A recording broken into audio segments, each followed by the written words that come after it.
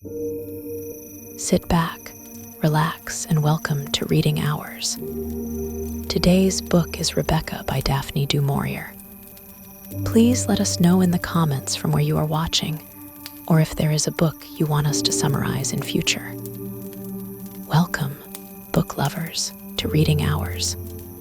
Today, we're diving deep into a timeless masterpiece of Gothic suspense and psychological intrigue, Daphne Du Maurier's Rebecca.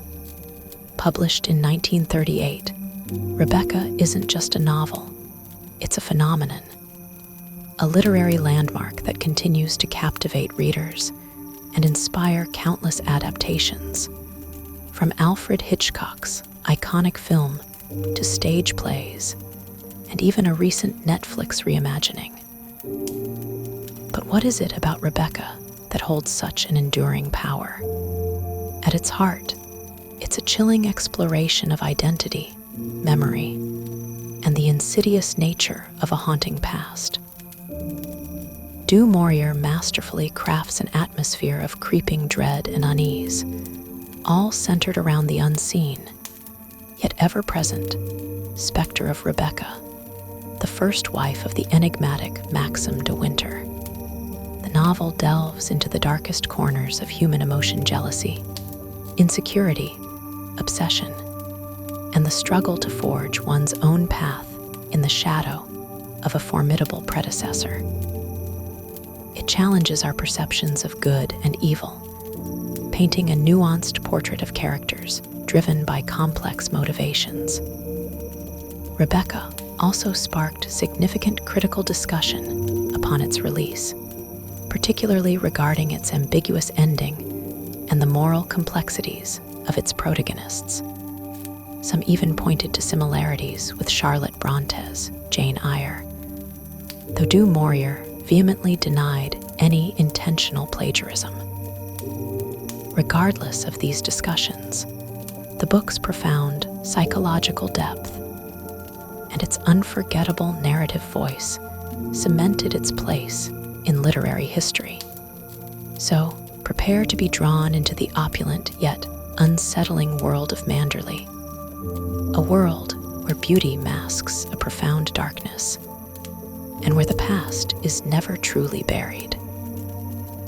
Let's begin our journey into the enthralling and often terrifying world of Rebecca. Our story opens, not in the present, but with a dream-like evocation of a place that no longer exists, a place that, despite its grandeur and beauty, holds a deeply unsettling power over the narrator. Last night, I dreamt I went to Manderley again. This iconic opening line immediately sets a tone of wistful melancholy and a sense of something lost, something profoundly missed, yet perhaps also something to be escaped. The narrator, whose name we will never truly learn, a deliberate choice by Du Maurier that underscores her lack of identity and self-worth in the early stages of the novel, is living a quiet, unassuming life abroad with her husband, Maxim de Winter. They are in a perpetual state of travel, drifting from one hotel to another, a seemingly idyllic existence that, upon closer inspection, reveals a restless, almost anxious undercurrent. The opulent settings of their current life, the sun-drenched Riviera, contrast sharply with the brooding, gray imagery associated with Manderley. This initial glimpse into their present life establishes a subtle tension. Why are they perpetually moving? Why does Manderley, this magnificent estate, now exist only in dreams and memory? The narrator's detailed description of her dream of Manderley is a masterful piece of evocative writing, painting a vivid picture of the neglected, overgrown estate, the encroaching sea, and the pervasive sense of decay. Yet, even in its ruin, Manderley possesses a powerful allure, a spectral beauty that refuses to be forgotten. This dream sequence serves as a crucial foreshadowing device, hinting at the powerful hold Manderley and all it represents. will have over the narrator's psyche. It also immediately establishes the central conflict of the novel. The present is overshadowed by the past, and the past is embodied by Manderley, and more significantly, by Rebecca. The narrative then shifts back to the narrator's past, before Manderley, when she was merely a young, unsophisticated companion to a wealthy, overbearing American woman named Mrs. Van Hopper. Their days are spent in the grand hotels of Monte Carlo, a life of leisure that for the narrator is more a form of polite servitude. She is shy, unassuming, and acutely aware of her inferior social standing. She observes the world around her with a quiet intensity, but rarely participates. It is in this setting that she first encounters Maxim de Winter. Maxim, a distinguished and considerably older man, is immediately presented as a figure of immense magnetism and sophistication. He is charming, witty, and possesses an air of aristocratic melancholy that intrigues the young narrator. Their initial interactions are marked by a significant power imbalance. She is awed and intimidated by him, while he seems to find her refreshing in her innocence and lack of pretension. A stark contrast to the calculating socialites he is accustomed to. Their courtship unfolds rapidly, almost improbably. Maxim, still grieving the loss of his first wife, Rebecca, who drowned in a sailing accident less than a year prior, seems to find solace in the narrator's unassuming nature. He is drawn to her simplicity, her lack of artifice, perhaps seeing in her a refuge from the complexities of his previous life. For the narrator, the attention from such a distinguished man is overwhelming, a dream she never dared to entertain. She falls deeply in love, captivated by his charisma and the promise of a life beyond her current dull existence. Mrs. Van Hopper, with her sharp wit and cynical observations, immediately recognizes the burgeoning romance and attempts to intervene, seeing Maxim as a fortune hunter, or at best, a man seeking a mere distraction. Her warnings, however, fall on deaf ears. The narrator is too enamored, too swept away by the whirlwind of Maxim's attention. The proposal itself is delivered with a certain casualness, almost an afterthought, which further underscores the narrator's insecurity. Maxim doesn't declare passionate love. Rather, he asks her to marry him almost as a practical matter, a way to escape Mrs. Van Hopper and embark on a new chapter. Despite this, the narrator accepts with an overwhelming sense of joy and disbelief. She imagines a future of blissful domesticity, a life transformed by the wealth and status that marrying Maxim de Winter will bring. The shift from the drab existence as a paid companion to the prospect of becoming Mrs. Maxim de Winter, mistress of Manderley, is a dizzying leap. Yet, even in these early, seemingly blissful moments, there are subtle hints of the challenges to come. Maxim's moods are prone to sudden shifts, his expressions sometimes clouding over with an unspoken sadness. The memory of Rebecca, though not explicitly discussed, is a palpable presence, an unacknowledged specter hovering over their budding relationship. The narrator, in her naivete and inexperience, attributes these shadows to his grief, believing that her love and presence will eventually heal his wounds and banish the lingering sadness. She is utterly unprepared for the true nature of the haunting that awaits her at Manderley. The sheer scale of her transformation, from a quiet, unnoticed girl to the mistress of a grand estate, is daunting, and she approaches this new role with a mixture of awe and trepidation, a feeling that will only intensify as she steps into the shadow of Rebecca. She doesn't yet understand that the challenge won't just be learning to manage a grand house, but learning to exist in a world that is still very much defined by the woman who came before her. The journey to Manderley is not just a geographical one. It is a journey into an inescapable past. The journey to Manderley is presented as a momentous occasion, a pilgrimage to a new life, yet it is immediately imbued with a sense of apprehension. The narrator's anticipation is tinged with a growing nervousness as they approach the vast, sprawling estate. Maxim, sensing her apprehension, attempts to reassure her, but his words do little to quell the rising tide of her anxiety. The drive through the winding, rhododendron-lined paths is vividly described, creating an immediate sense of entering a different, more formidable world. The sheer scale of Manderley, its imposing architecture, and its sprawling grounds are overwhelming, a stark contrast to the small, anonymous hotels she has been accustomed to. It is a house with a profound personality, a living entity that seems to hum with a silent, unseen energy. Upon their arrival, the narrator is immediately confronted by the imposing figure of Mrs. Danvers, the housekeeper. Mrs. Danvers is not merely a servant. She is Manderley's formidable guardian, a gaunt, skeletal woman with an unnervingly watchful gaze and an air of silent disapproval. Her very presence radiates an icy hostility that chills the narrator to the bone. Mrs. Danvers had been Rebecca's devoted companion and confidante, and her loyalty to the first Mrs. De Winter is absolute, bordering on a disturbing obsession.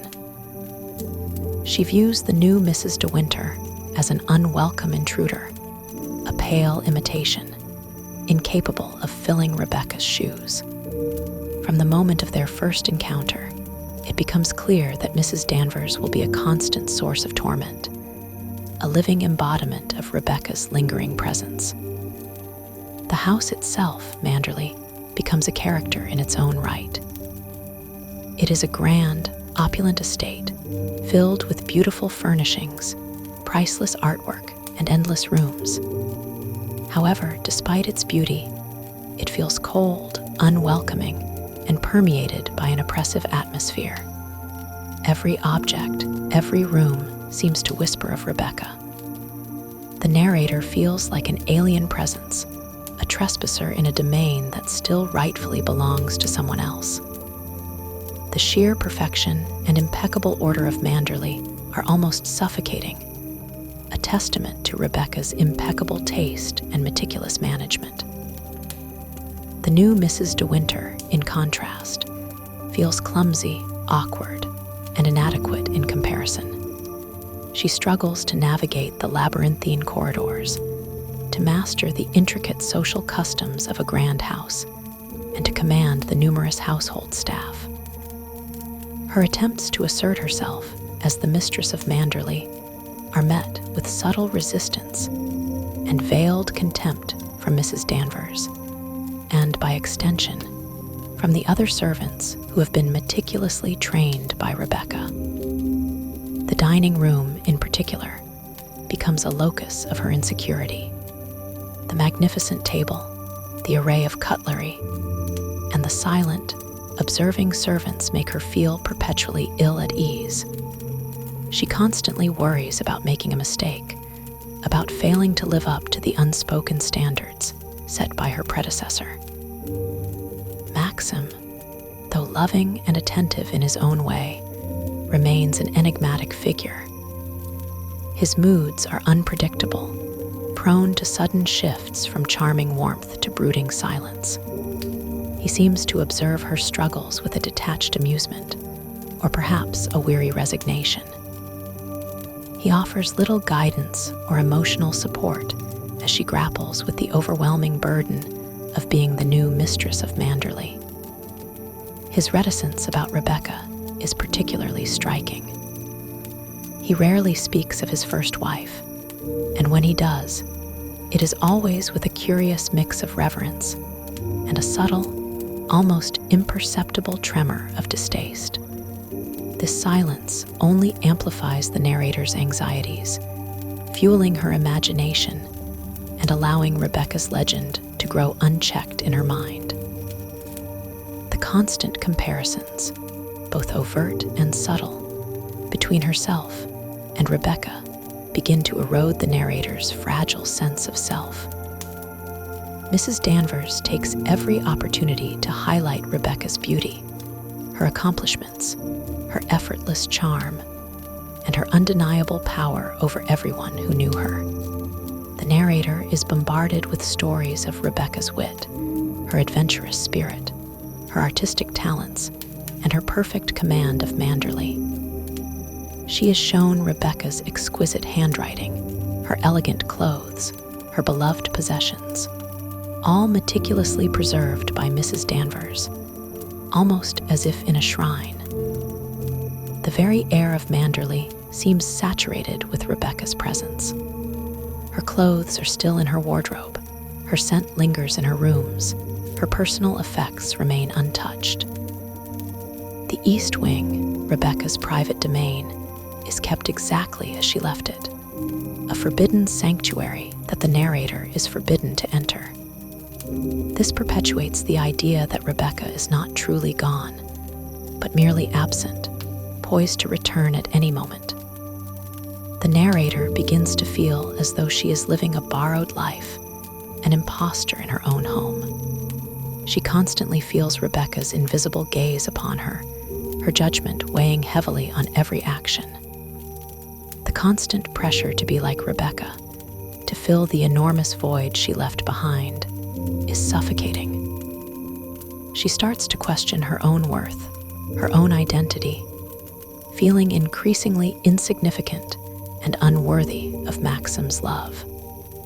Her self-esteem plummets, and she becomes trapped in a cycle of self-doubt and fear. The honeymoon period quickly dissipates, replaced by a pervasive sense of dread and inadequacy. She finds herself retreating further into herself, becoming isolated within the vastness of Manderley. The dream of a fairy tale life has turned into a psychological nightmare, a slow, agonizing erosion of her spirit under the relentless shadow of a woman she never even met. The ghost of Rebecca is not a literal apparition, but a far more insidious and powerful haunting of a perfect, unforgettable memory that consumes the living. As the new Mrs. De Winter settles, or rather, struggles to settle into her role at Manderley, the oppressive atmosphere only intensifies. The initial awe she felt for the grand estate slowly transforms into a pervasive sense of fear and isolation. She finds herself constantly on edge, acutely aware of her own shortcomings, and perpetually comparing herself to the flawless image of Rebecca that is constantly reinforced by Mrs. Danvers and the house itself. The routines of Manderley, once a symbol of order and sophistication, become a source of anxiety. She feels clumsy and out of place, constantly making small, unwitting errors that are magnified in her mind by the silent judgment of the staff. The kitchen, the drawing room, the garden, every corner of the house and grounds seems to hold the memory of Rebecca's effortless command, making the narrator feel like an inadequate amateur. Her attempts to initiate changes, however small, or to bring her own personality into the house, are met with subtle resistance or outright dismissal, primarily from Mrs. Danvers. The housekeeper's loyalty to Rebecca borders on fanaticism, and she maintains Rebecca's routines and preferences with an almost religious fervor. Mrs. Danvers's sinister influence extends beyond merely preserving Rebecca's memory. She actively works to undermine the narrator's confidence and assert her own power. She would bring up anecdotes of Rebecca's brilliance, her exceptional taste, her unparalleled social graces, always in a way that implicitly highlighted the new Mrs. De Winter's deficiencies. She would show the narrator Rebecca's exquisite gowns, her personalized stationery, her riding crops, all meticulously preserved as if waiting for their owner's return. These objects become powerful symbols of Rebecca's enduring presence, each one a testament to her perfection and the narrator's perceived inadequacy. The East Wing, Rebecca's former suite of rooms, remains a forbidden sanctuary, a shrine maintained by Mrs. Danvers. The narrator often finds Mrs. Danvers lingering in these rooms, her silhouette a dark, unnerving presence against the windows, a silent sentinel guarding the sacred space. This forbidden zone becomes a powerful symbol of the narrator's exclusion from the inner sanctum of Manderley and from Maxim's deepest thoughts and memories. She yearns to understand the true nature of Rebecca, to see beyond the idealized image presented by Mrs. Danvers. But the door to the East Wing remains firmly closed. Her relationship with Maxim, instead of offering solace, becomes another source of anxiety.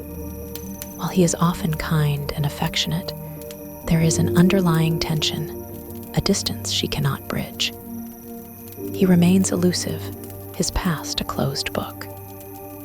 His moods are unpredictable, shifting from tender warmth to sudden fits of brooding silence. She longs for him to speak of Rebecca, to share his grief, to offer some explanation for the pervasive sadness that seems to cling to him. But he steadfastly avoids the topic, retreating into himself whenever her name is mentioned. This silence feeds the narrator's insecurities, leading her to believe that Maxim must still be deeply in love with Rebecca, that he married her merely as a distraction or a comfort, a pale substitute for his true love. She interprets his reticence as evidence of his enduring devotion to his first wife, further eroding her already fragile self-worth. She starts to see herself as an unwanted guest in her own marriage, an intruder in a life that still truly belongs to Rebecca. The social life at Manderley also proves to be a significant challenge. The annual Manderley Ball, a grand tradition established by Rebecca, looms large in the narrator's mind. She is terrified of hosting such a prestigious event, knowing that every detail will be compared to Rebecca's legendary parties. Maxim, perhaps out of a desire to see her flourish, encourages her to take charge of the preparations, but she feels utterly out of her depth. The local society, friends of Maxim and Rebecca, are all too ready to compare the new Mrs. De Winter to her predecessor.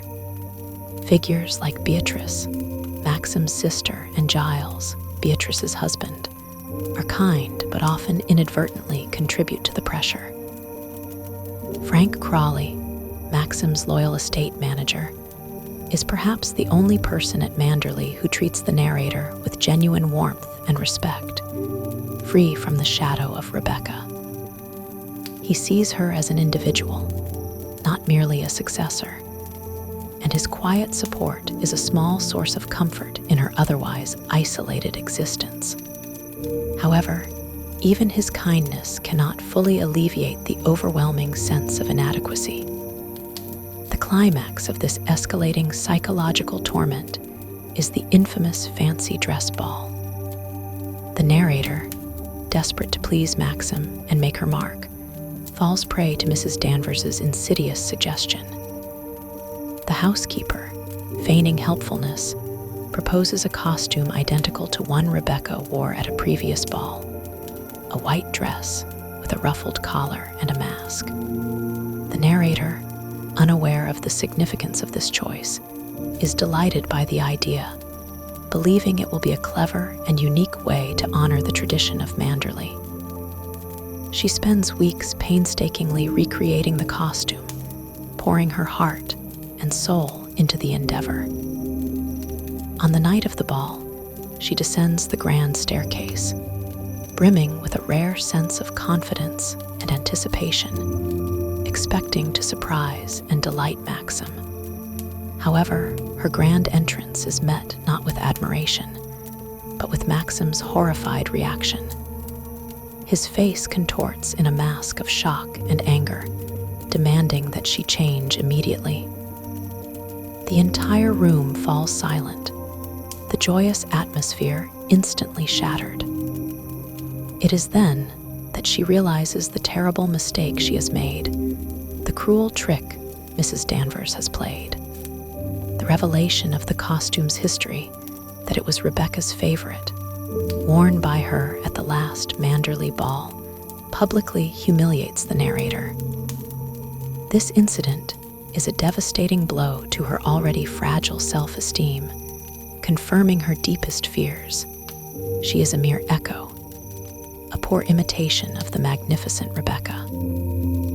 The ball, meant to be her triumph, becomes her ultimate humiliation, a public spectacle of her failure to live up to the legendary shadow of her predecessor.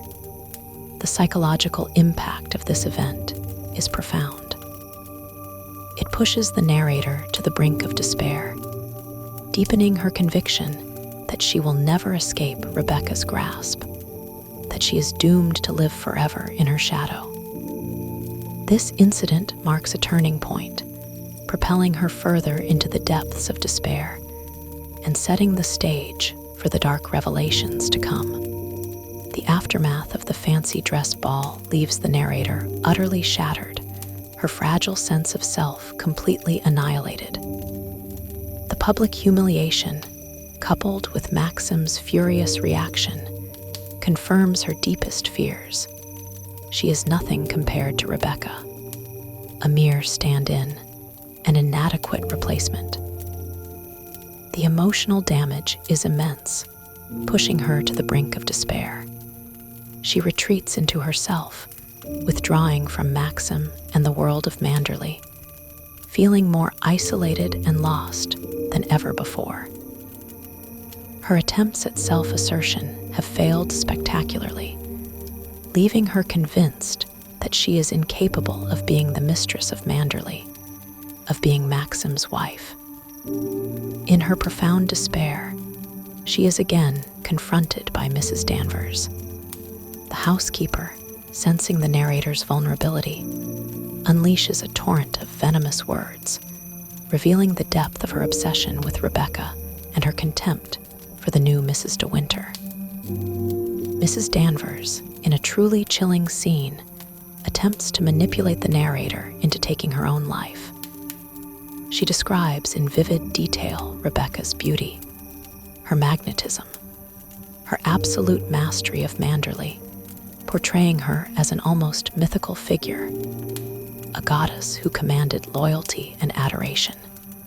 She then contrasts this idealized image with the narrator's perceived inadequacies, her plainness, her timidity, her inability to truly belong at Manderley. The housekeeper's words are designed to chip away at the narrator's sanity, to convince her that she is worthless, a mere shadow, and that the only way to escape her torment is to end it all. Mrs. Danvers's voice is cold, persuasive, and laced with a profound malice. She leads the narrator to the window of Rebecca's old room, urging her to jump, describing the cold comfort of oblivion. This moment is a terrifying manifestation of the psychological torment the narrator has been enduring. It is a direct assault on her will to live, a desperate attempt by Mrs. Danvers to rid Manderley of what she considers an unworthy successor. The narrator, teetering on the edge, is only pulled back from the precipice by the sudden sound of rockets, signaling a ship in distress off the coast. This external event, a desperate cry for help from the sea, breaks the hypnotic spell cast by Mrs. Danvers's malevolent persuasion. It is a sudden, jarring return to reality that momentarily shatters the suffocating grip of Rebecca's memory and Mrs. Danvers's manipulation. The distress signal leads to the discovery of a sunken boat and the subsequent retrieval of a body from the sea. Initially, the local authorities identify the body as another victim of the shipwreck, a casual discovery that seems to have no immediate connection to the De Winters. However, the subsequent, more thorough examination of the boat and the retrieved body reveals a shocking and utterly unexpected truth. The boat is identified as Rebecca's old sailing vessel, the G. Reviens, and the body is conclusively identified as Rebecca De Winter. This revelation shatters the established narrative of Rebecca's death. Everyone, including Maxim, had believed that Rebecca's body had been recovered shortly after her yacht capsized almost a year ago, and that her death was a tragic accident at sea. The discovery of a second, previously unknown body, unequivocally identified as Rebecca, throws everything into question. It implies a deliberate deception, a carefully constructed facade. The implications are profound and immediate. If the body recovered a year ago was not Rebecca's, then who was it? And why was the earlier identification accepted so readily? The discovery also means that Rebecca did not simply drown in an accidental capsizing. The state of the boat, found deliberately scuttled with holes drilled in the hull, suggests foul play. This forces the authorities to launch a full-scale investigation into Rebecca's death, turning a tragic accident into a potential murder inquiry. The spotlight of suspicion immediately falls upon Maxim. He is now forced to confront the truth of Rebecca's death, a truth he has kept buried and concealed for over a year. The arrival of the coroner and the police at Manderley transforms the grand estate into a scene of intense scrutiny and suspicion. The atmosphere, already fraught with tension, becomes even more oppressive. The narrator, initially horrified by the thought that Maxim might be implicated in Rebecca's death, witnesses a profound shift in his demeanor. The enigmatic, brooding Maxim she has known suddenly transforms. He becomes agitated, distressed, but also, surprisingly, more open. The weight of his secret, which he has carried for so long, seems to be breaking him. In a dramatic and emotionally charged confession, Maxim finally reveals the truth about Rebecca and her death to the narrator. This is the pivotal moment of the novel, the shattering of the idealized, haunting image of Rebecca. He confesses that Rebecca was not the perfect, adored woman everyone believed her to be. On the contrary, she was cruel, manipulative, promiscuous, and utterly devoid of moral scruples. She was a woman who delighted in tormenting others, who reveled in her power and control over Maxim and everyone around her. He describes her as a force of nature, beautiful and charming on the surface, but rotten to the core. He reveals that their marriage was a sham, a hellish existence for him. Rebecca openly flaunted her numerous affairs, even bringing her lovers to Manderley. She constantly taunted Maxim, threatening to expose his family to scandal and ruin his reputation. The very perfection of Manderley was, for Maxim, a constant reminder of Rebecca's suffocating control and her ability to bend everything to her will. The truth about Rebecca's death is even more shocking. Maxim did not accidentally drown her. He killed her. He reveals that on the night of her death, Rebecca had come to him, confessing her pregnancy and claiming the child was not his, but another man's. A deliberate act of cruelty designed to provoke him further. She threatened to raise the child as Maxim's heir, thereby ensuring her hold over him and Manderley forever. In a fit of uncontrollable rage, he struck her, and she fell, hitting her head. He then dragged her body to her boat, scuttled it, and sank it at sea, making it appear as a tragic accident. He fabricated the story of the previously recovered body to cement the illusion of her accidental drowning. Maxim's confession is a raw, agonizing outpouring of years of bottled-up pain and resentment. For the narrator, this revelation is a seismic shift in her understanding of Manderley, of Maxim, and of Rebecca. The perfect ghost she has been tormented by is revealed to be a monstrous reality. The overwhelming relief she feels at hearing this truth, that Maxim loved her and not Rebecca, and that Rebecca was not the ideal she had strived to emulate, is immense. Yet it is immediately tempered by the terrifying implication of his confession. Maxim is a murderer, and she is now an accessory to his secret. This confession marks the true beginning of their relationship, forged in the crucible of a shared, terrifying secret. The narrator's identity, once fragile and defined by Rebecca's shadow, now finds a purpose: to protect Maxim, to stand by him, and to navigate the treacherous waters of the impending murder investigation. The roles have reversed. No longer is she the timid, insecure wife, but a steadfast partner, ready to face the consequences alongside the man she loves.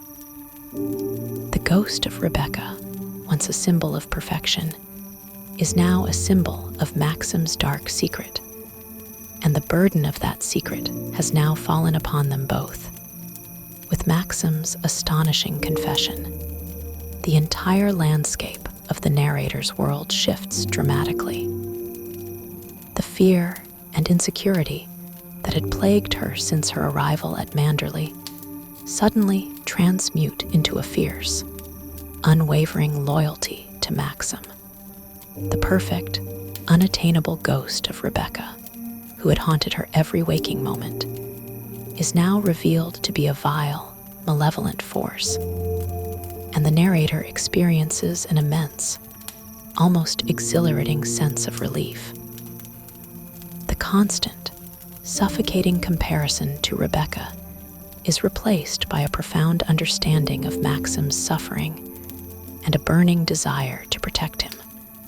This pivotal moment marks a radical transformation in the narrator's character. No longer the timid, self-effacing girl, she steps into a new role, one of strength and determination. The focus of her anxiety shifts from her own inadequacy to the very real threat of Maxim's exposure and arrest. The discovery of Rebecca's body and the subsequent investigation by the coroner, Colonel Julian, casts a dark cloud over Manderley. The peace and tranquility of the estate are shattered by the presence of police, the constant questioning, and the relentless probing into Rebecca's last days. Maxim, though relieved to have unburdened himself to the narrator, remains under immense pressure. He is forced to recount the circumstances of Rebecca's accidental drowning, carefully adhering to the fabricated story they had maintained for a year. The narrator, now privy to the terrible truth, watches him with bated breath, terrified that he might betray himself under questioning. Colonel Julian, initially believing the official story, begins to harbor suspicions as inconsistencies emerge. The the state of Rebecca's boat, found to have been deliberately scuttled, and the location of her body not in the area of the capsizing raised serious questions about the nature of her death. The coroner is a shrewd and observant man, and his persistent questioning slowly chips away at the carefully constructed facade. During the official inquest, Maxim is forced to testify under oath. He gives a compelling account of Rebecca's accidental death, maintaining his composure despite the immense internal strain. The narrator, though terrified, supports him with her silent presence, a rock in the stormy seas of the investigation. The tension in the courtroom, and later within the walls of Manderley, is palpable. Every word, every gesture is scrutinized for signs of guilt. The staff of Manderley are also questioned, and their testimonies, while generally supporting Maxim's version of events, occasionally introduce minor discrepancies that keep Colonel Julian's suspicions alive. It is Mrs. Danvers, however, who becomes the most dangerous witness. Her fanatical devotion to Rebecca, coupled with her deep-seated animosity towards the narrator, makes her an unpredictable and potentially ruinous force.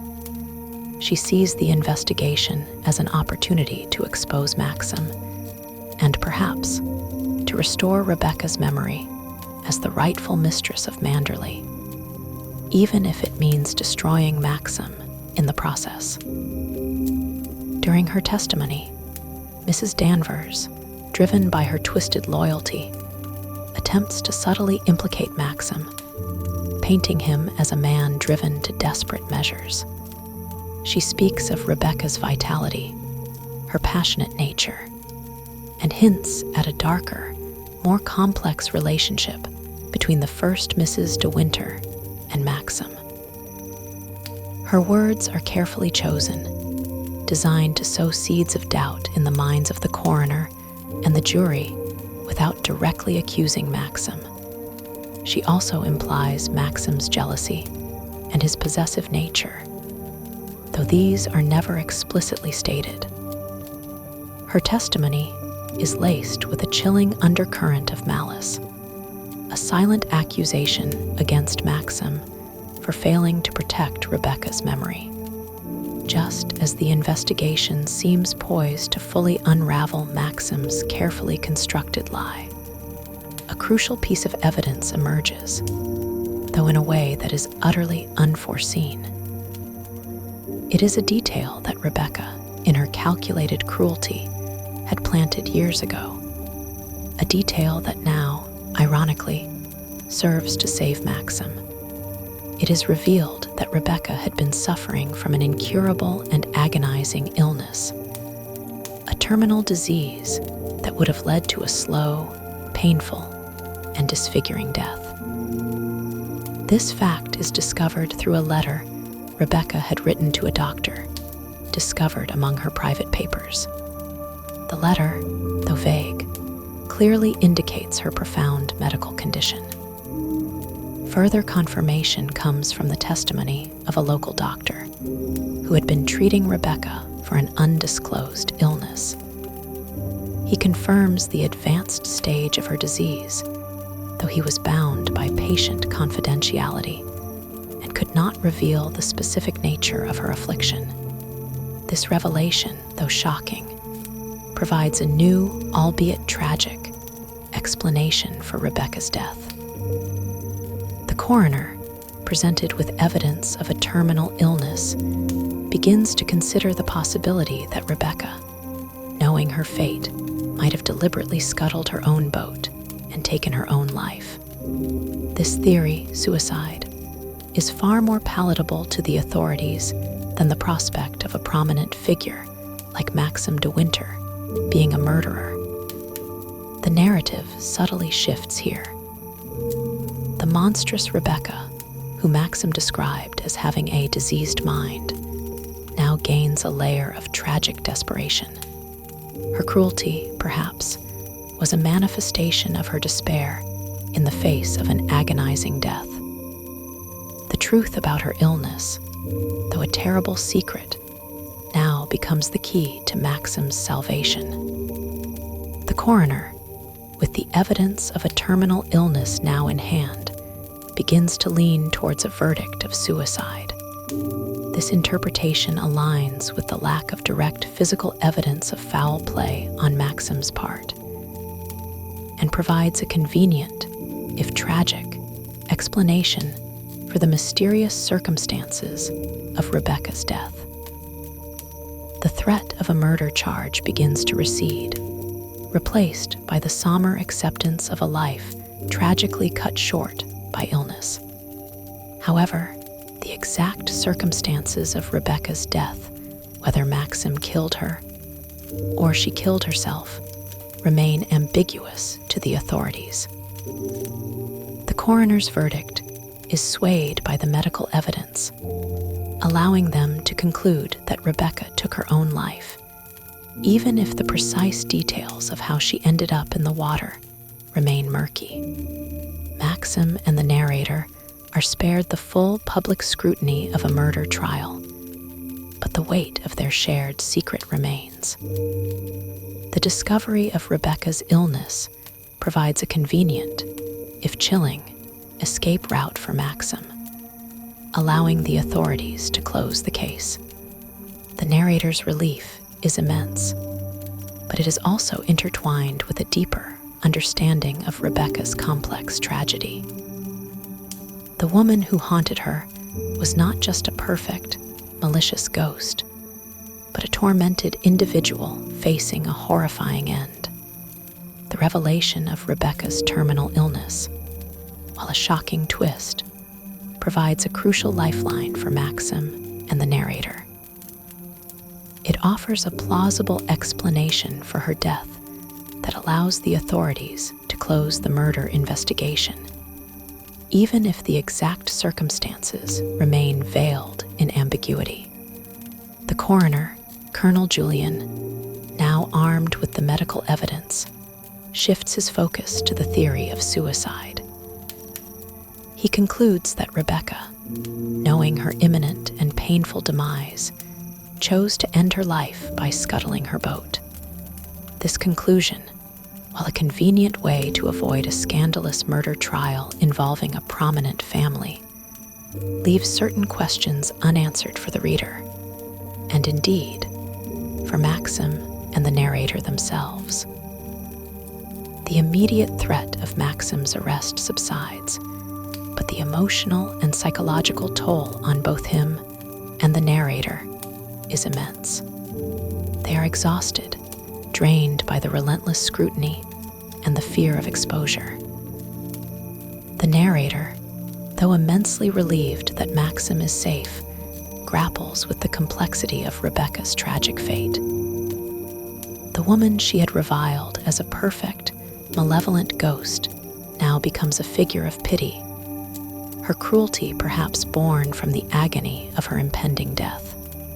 This new understanding doesn't erase the pain Rebecca inflicted, but it adds a layer of tragic complexity to her character.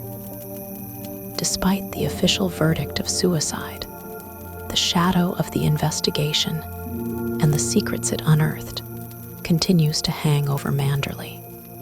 The house itself seems to breathe a sigh of relief, but the oppressive atmosphere of fear and suspicion lingers. The staff, though outwardly respectful, are aware of the underlying tensions, and the unspoken knowledge of Rebecca's true nature circulates beneath the surface. Mrs. Danvers, however, is far from accepting the official verdict. The revelation of Rebecca's illness shatters her idealized image of her beloved mistress, replacing it with a tragic, and to her, humiliating reality. Her devotion to Rebecca morphs into a fierce, destructive rage, a desperate attempt to preserve the perfection of Rebecca's memory, even in the face of this devastating truth. She cannot bear the thought of Rebecca being anything less than divine, anything less than the flawless, powerful woman she adored. The suicide verdict for Mrs. Danvers is an insult to Rebecca's legacy, an admission of weakness that she refuses to accept. Her animosity towards the narrator, far from diminishing, intensifies. She blames the narrator for somehow disrupting the sacred memory of Rebecca, for bringing this sordid truth to light. In her warped mind, the narrator is responsible for desecrating Rebecca's perfect image and tarnishing her legend.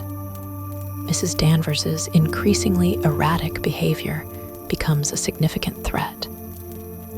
She grows more withdrawn, her gaze more intense, her movements more stealthy. She is a lurking presence, a constant reminder of the darkness that still pervades Manderley.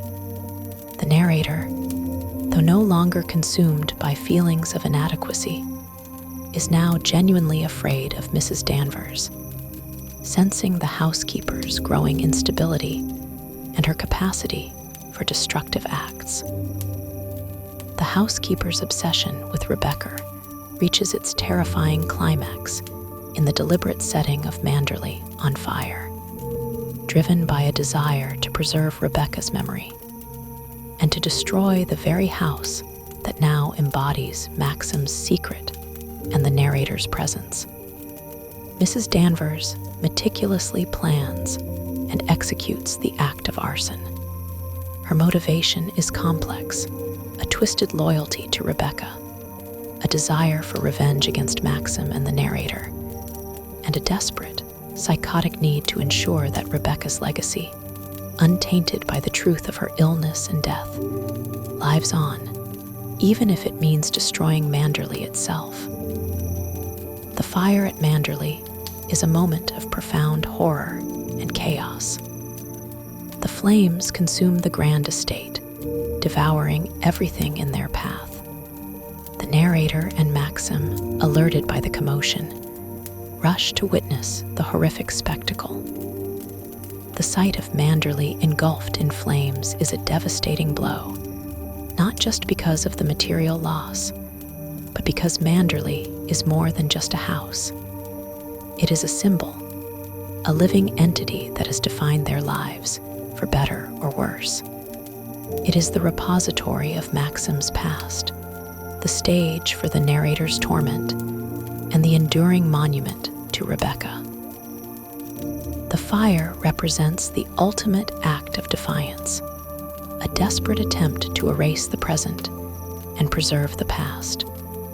The evacuation of Manderley is chaotic, the servants scrambling to escape the inferno. In the midst of the chaos, the fate of Mrs. Danvers remains ambiguous. She is last seen in the burning house, a silhouette against the flames, a chilling figure of madness and despair. It is implied that she perishes in the fire, consumed by the very flames she ignited, a self-immolation fueled by her fanatical devotion to Rebecca. Her end is as dramatic and tragic as her life was chilling.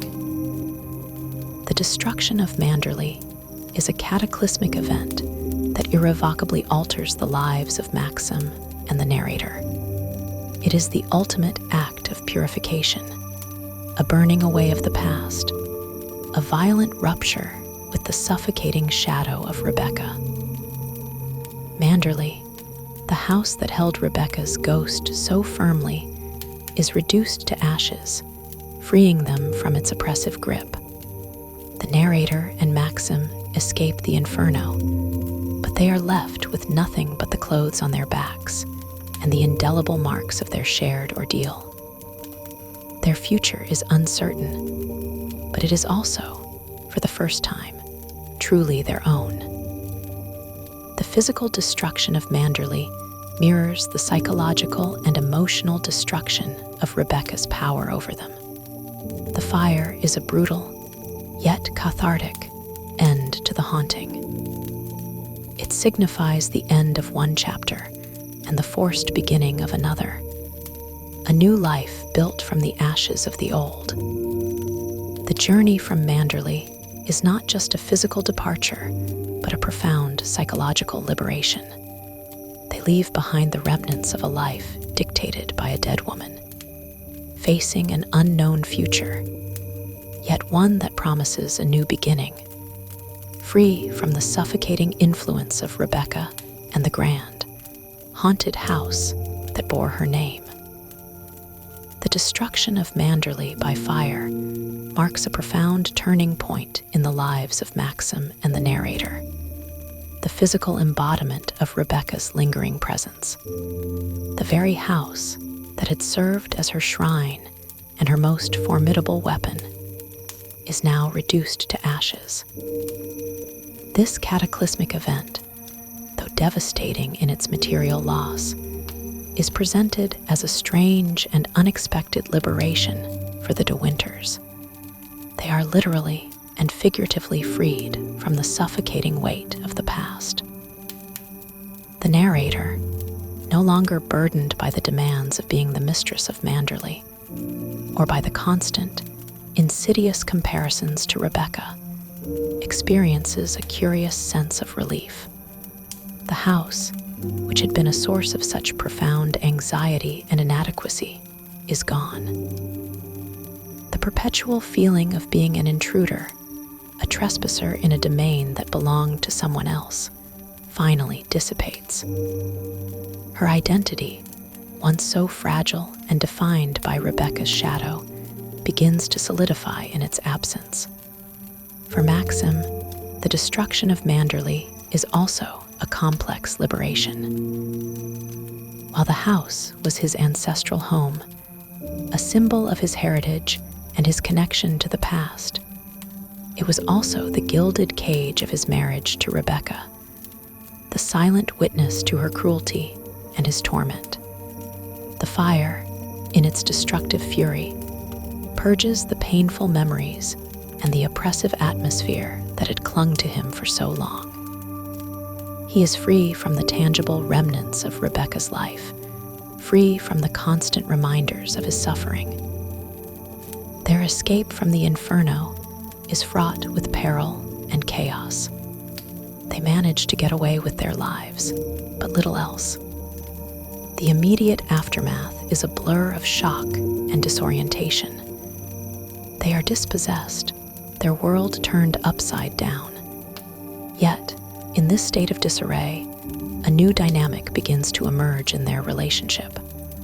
The shared trauma of the fire, coupled with the revelation of Maxim's secret and the narrator's steadfast loyalty, forges a new, deeper bond between them. Their love, once overshadowed by Rebecca's ghost and the narrator's insecurities, now grows stronger, rooted in shared experience and mutual protection. They are no longer a distinguished, enigmatic older man and his shy, inexperienced young wife. They are partners, survivors, bound by a terrible secret and a profound commitment to each other.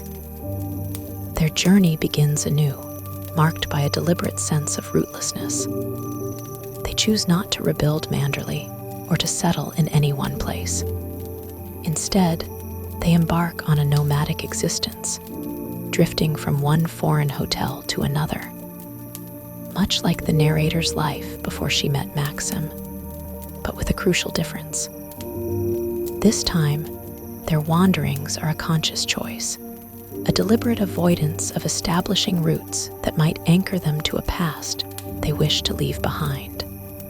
It is a life of perpetual anonymity, a deliberate attempt to escape the societal expectations and the lingering judgments that would inevitably follow them if they were to settle in England.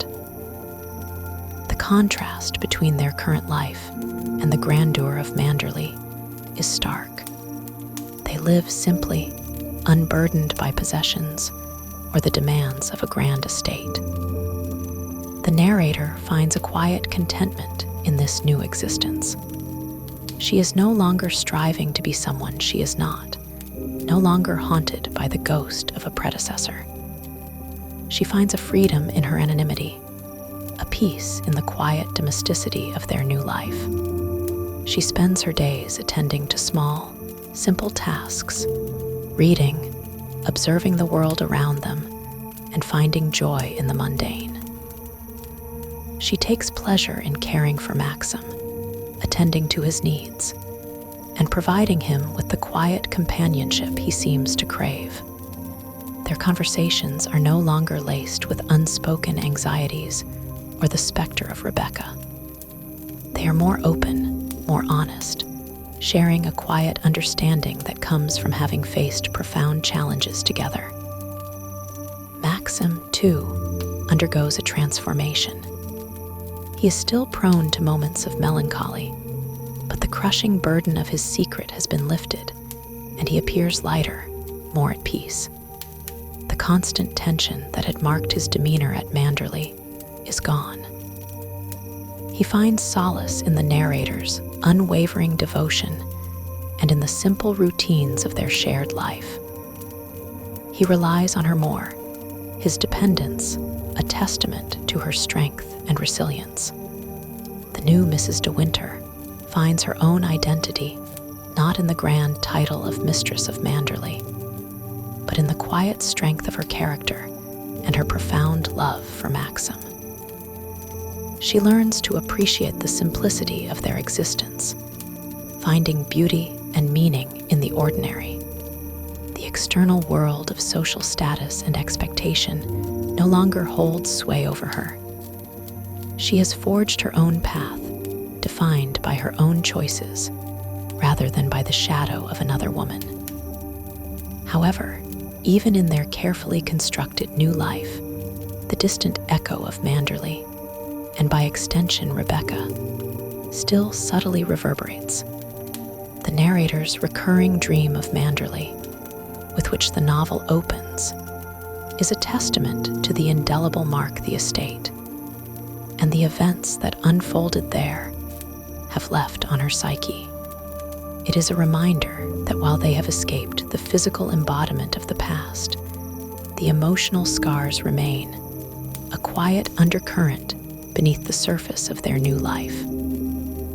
The ending of the novel is not a traditional happily ever after. There is a sense of quiet melancholy, a recognition that while they have found peace, it comes at a cost. They are forever changed by their experiences, forever marked by the secrets and the destruction they endured. The narrative leaves the reader with a sense of quiet contemplation rather than a definitive resolution. The fire at Manderley, while freeing, also leaves a profound void, a sense of something irreplaceable lost. The novel ends with them still living abroad, still in a state of quiet retreat, but together, and fundamentally changed by their shared ordeal. The past, though physically destroyed, remains a part of their collective memory, a silent testament to the extraordinary journey they have undertaken. As Maxim and the narrator embark on their nomadic life abroad, the narrative takes on a quieter, more reflective tone, allowing for a deeper exploration of the psychological aftermath of the Manderley fire and the profound impact of Rebecca's ghost. While the physical threat of exposure and the constant torment of Mrs. Danvers have been removed, the emotional scars run deep, and the characters continue to grapple with the lingering echoes of their past.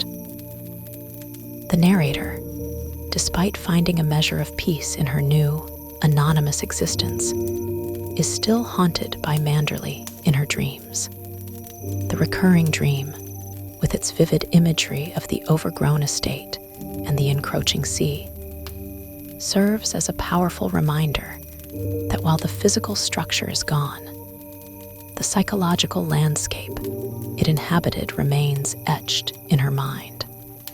This dream highlights the indelible mark that the experience has left on her, suggesting that true escape from such profound trauma is complex and multifaceted. However, the nature of these dreams has shifted. They are no longer dreams of terror or inadequacy, but rather of a place that once was, a grand, imposing edifice now reduced to ruin. There is a sense of wistfulness, even a quiet acceptance, in her dream state explorations of the desolate Manderley. This reflects her own journey of coming to terms with the past, recognizing its power while no longer being consumed by its malevolence. Her transformation from the timid, nameless companion to a woman of quiet strength and resilience is one of the novel's most significant arcs. She has shed the suffocating burden of comparing herself to Rebecca. The revelation of Rebecca's true nature and her subsequent illness has shattered the idealized image that tormented her, allowing her to see Rebecca not as a flawless rival, but as a deeply flawed and ultimately tragic figure. This understanding has liberated her to embrace her own identity, to find worth not in grand gestures or social standing, but in the quiet intimacy of her relationship with Maxim and her own internal fortitude. Her love for Maxim deepens and matures. It is no longer a girlish infatuation, but a steadfast, unwavering devotion born from shared adversity. She has witnessed his pain, understood his darkest secret, and stood by him through the crucible of the investigation and the destruction of their home. This shared experience has forged an unbreakable bond, transforming their relationship from one of master and almost apprentice to one of equal partnership. She becomes his confidante, his solace, and his quiet anchor in a world that has been irrevocably altered. Maxim, too, continues to evolve in this new environment. The intense pressure of maintaining his secret and living under Rebecca's shadow has been lifted, and he appears more at peace, though a certain melancholy inevitably remains. The weight of his past actions, the memory of Rebecca's cruelty, and the destruction of his ancestral home are burdens he will always carry. Yet, his moments of brooding are less frequent, replaced by a quiet appreciation for the simplicity of their current life and the unwavering presence of the narrator. He leans on her more, his dependence on her quiet strength a subtle testament to her newfound importance in his life. He no longer carries the full burden of his secret alone. It is now a shared secret, a foundation upon which their new life is built. The absence of children in their life is a subtle but significant detail that reflects the completeness of their escape from Manderley's legacy. Rebecca's final, cruel taunt about a child not being Maxim's resonated with the very core of his fears about his lineage and Manderley's future. The lack of an heir in their new life, while not explicitly stated as a choice, emphasizes their severance from the traditional expectations of the De Winter name and the Manderley estate. Their life abroad is characterized by a deliberate avoidance of anything that might remind them of Manderley or their former lives.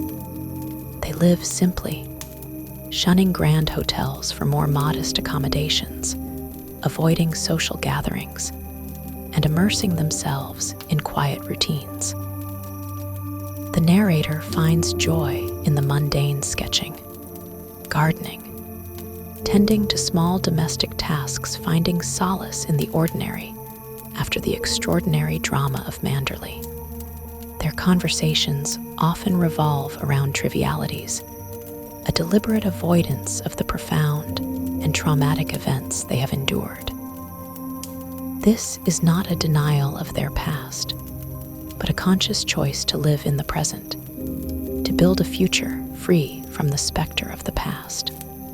The physical distance from England, from the society that knew Rebecca, provides a geographical and psychological buffer. They are anonymous, free from the judgments and expectations of those who would inevitably compare the narrator to her predecessor or scrutinize Maxim for his past. This anonymity is a form of protection, allowing them to heal and to define their own reality. However, the novel does not present their current life as a perfect idyll. There is an underlying melancholy, a recognition that their peace has come at a cost. The loss of Manderley is immense, and while its destruction was liberating, it was also a profound act of loss. They carry the weight of their secret, the knowledge of Maxim's actions, and the memory of Rebecca's malevolence. The ending of the novel, therefore, is not a triumphant conclusion, but a quiet, contemplative resolution. It suggests that while they have found a path to peace, it is a peace earned through hardship, a peace that acknowledges the enduring impact of their past. They have escaped the literal haunting, but the echoes of Manderley and Rebecca will forever be a part of their story, shaping who they have become. The narrative closes with a sense of quiet acceptance, a recognition that life, even after profound trauma, can find a new kind of equilibrium, a fragile but meaningful peace. The quiet, almost melancholic existence of Maxim and the narrator in their self-imposed exile reflects the enduring psychological impact of their Manderley ordeal. While the physical threat of Rebecca's ghost and Mrs. Danvers's malevolence has been extinguished by the fire, the scars of their past are deeply etched, manifesting in a life defined by quiet retreat and a deliberate avoidance of attachment. This continuous nomadic existence, moving from one quiet European hotel to another, is not merely a choice of lifestyle. It is a profound psychological necessity. For the narrator, it is a way to shed the last vestiges of her former identity, which was so inextricably linked to Manderley and the shadow of Rebecca. By constantly moving, she ensures that no new place can become a second Manderley.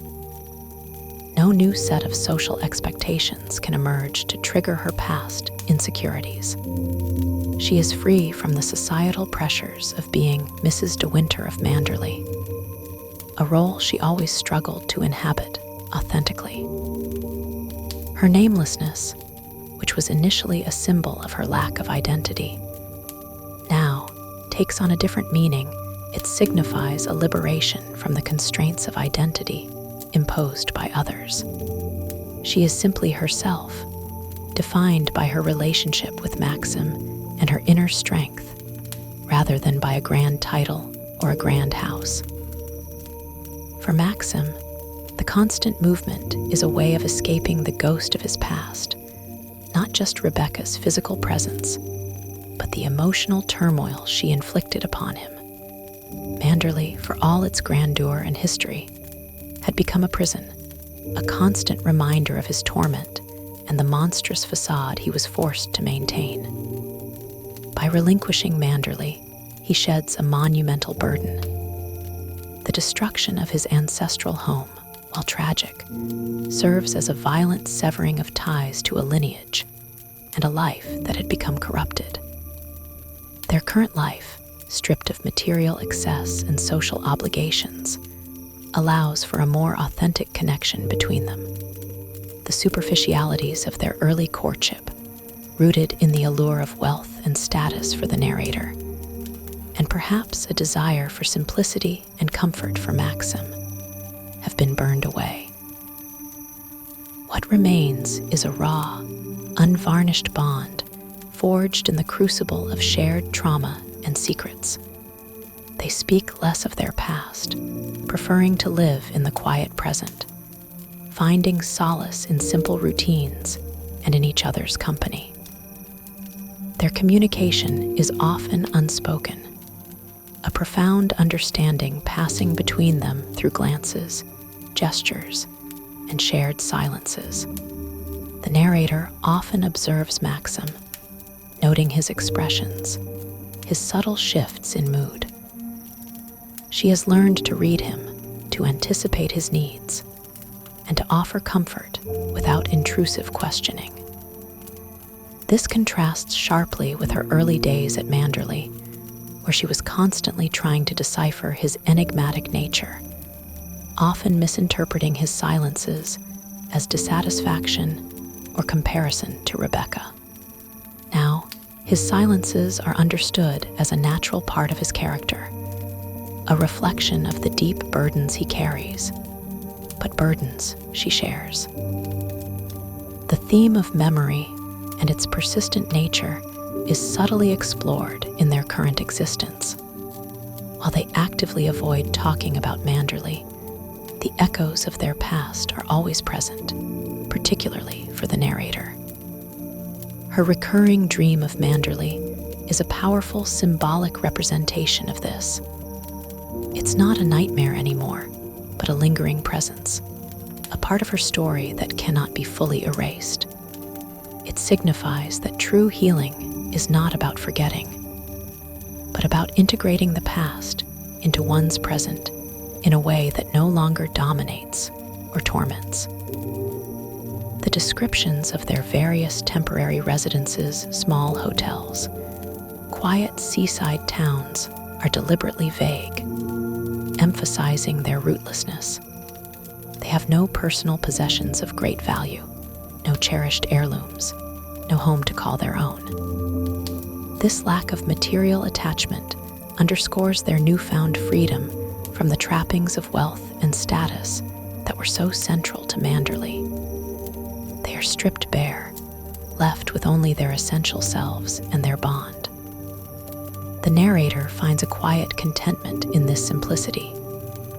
She engages in simple domestic tasks, sketching, reading, and observing the local life around them. These activities are in stark contrast to the overwhelming responsibilities she faced at Manderley. She is no longer striving to perform a role, but simply existing, finding a quiet joy in the unpretentious rhythm of their lives. The novel subtly suggests that this forced simplicity has allowed her to truly flourish as an individual. She has found her own strength, her own identity, outside the suffocating shadow of Rebecca. She no longer seeks validation from others, nor does she try to emulate anyone else. She is authentically herself, a transformation that would have been impossible had Manderley and Rebecca's ghost remained intact. The ending, then, is not a traditional resolution with a clear, happily ever after. Instead, it offers a sense of fragile peace and quiet acceptance. They have survived, they are together, and they have found a way to live with their past. The narrative concludes with a sense of enduring quietude, leaving the reader to contemplate the nuanced reality of their survival. They are safe, but forever changed, forever marked by the grand, terrifying, and ultimately liberating events that unfolded at Manderley. The fire cleansed, but it also left an irreplaceable void, creating a future that is quietly peaceful but perpetually tinged with the echoes of a dramatic past. The final chapters of Rebecca cement the narrative's exploration of identity, freedom, and the enduring power of the past, even in its physical destruction. Maxim and the narrator's continuous travels abroad are not merely a geographical choice, but a psychological imperative, a means of creating distance from the trauma and secrets of Manderley. Their chosen lifestyle, characterized by quiet anonymity and a deliberate avoidance of social engagement, speaks volumes about their journey. The narrator, no longer a shy, timid girl, has fully blossomed into a woman of quiet strength and profound resilience. The torment she endured under Rebecca's shadow and Mrs. Danvers's malevolence has not broken her.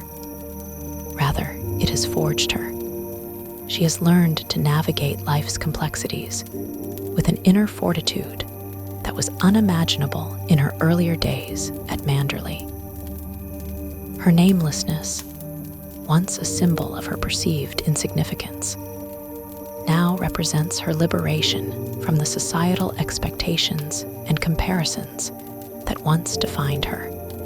She is free to be authentically herself, finding her identity in the quiet domesticity of her new life and in her unwavering devotion to Maxim.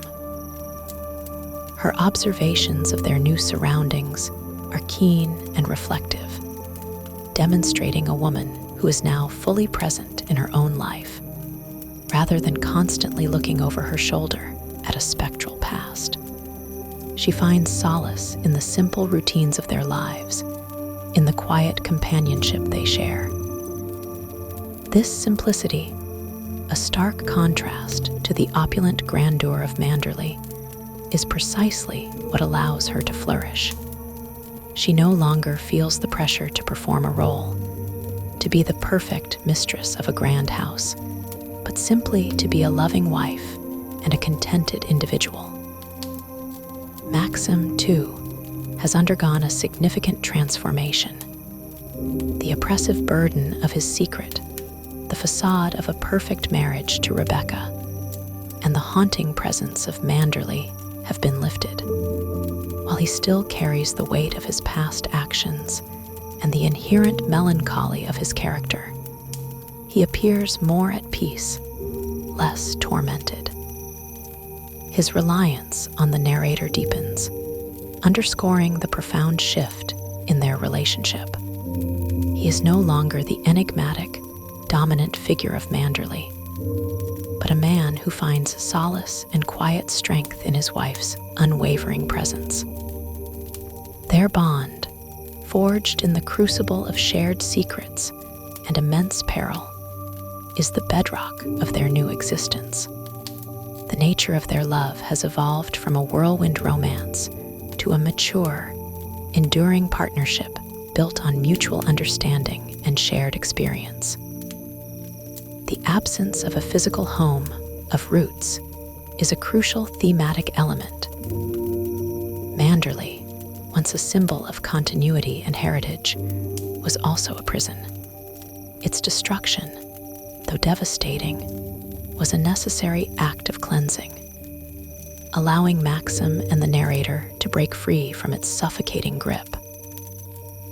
Their nomadic life is a continuous act of shedding the past, ensuring that no new place can ever become a repository for old ghosts or new anxieties. They live in a perpetual state of transition, their only constant being their bond.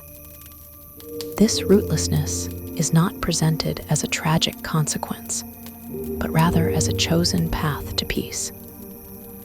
It is a life of anonymity and freedom, a quiet defiance of the expectations of a society that would have continued to judge them by the standards of Rebecca and Manderley.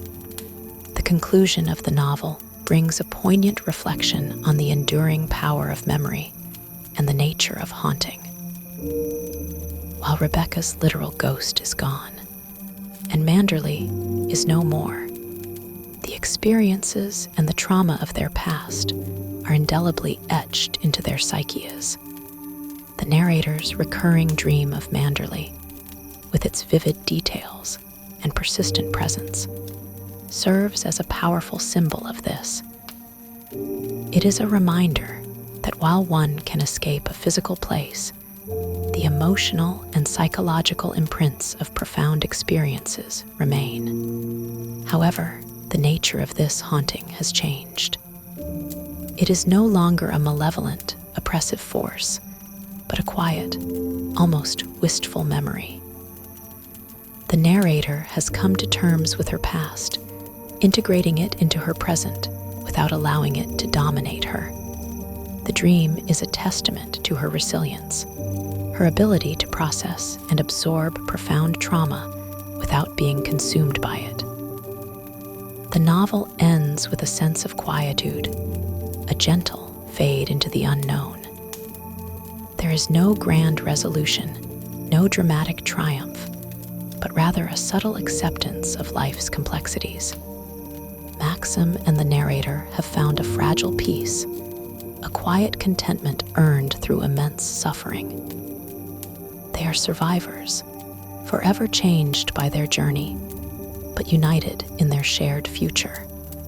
The final image is one of two souls adrift, yet anchored to each other, finding solace in their shared silence and the promise of a life lived on their own terms, far from the echoes of a powerful, unforgettable past. Daphne Du Maurier's Rebecca is more than just a Gothic novel. It's a profound psychological study that continues to resonate with readers decades after its publication. At its core, the novel is an intricate exploration of identity, particularly the struggle to forge a self in the shadow of a formidable predecessor. The unnamed narrator's journey from timid companion to resilient wife is a testament to the power of inner strength and self-discovery. The book masterfully utilizes atmosphere and setting, particularly the looming presence of Manderley, to create a pervasive sense of dread and to underscore the insidious nature of an unseen haunting. The true horror in Rebecca lies not in supernatural apparitions, but in the relentless psychological torment inflicted by memory, comparison, and the manipulative power of Mrs. Danvers.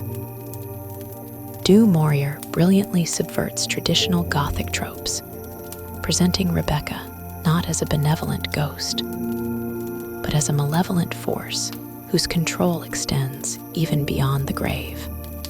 The novel's enduring impact lies in its timeless themes: the destructive nature of jealousy, the complexities of marriage, the secrets that bind and break relationships, and the search for autonomy in a world defined by others. Rebecca challenges our perceptions of heroism and villainy, painting a nuanced portrait where even the hero harbors dark secrets, and the villain is revealed to be a tragically flawed human being. Its ambiguous ending and the moral complexities of its characters continue to spark discussion and debate, ensuring its place as a captivating and thought-provoking work of literature. Rebecca remains a powerful and unforgettable masterpiece, a testament to Du Maurier's genius in crafting a story that is as haunting as it is beautiful, and as psychologically rich as it is suspenseful.